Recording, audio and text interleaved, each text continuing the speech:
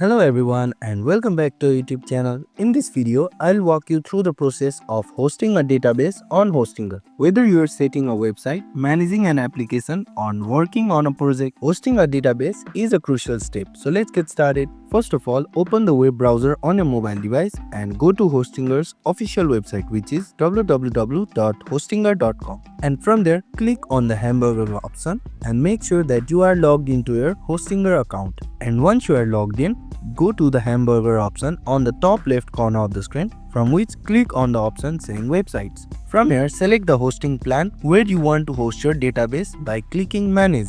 Next, scroll down and click on the option saying database. In the hosting management panel, this is where you can create and manage your database. Enter a name for a database, create a username and set a strong password. And once done, click create to save your database.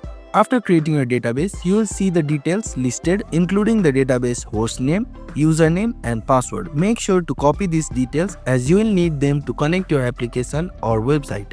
And that's it. You have successfully hosted our database on Hostinger. And if this video helped you, please don't forget to like, share and subscribe to our YouTube channel. Thank you for watching. We'll see you in the next one.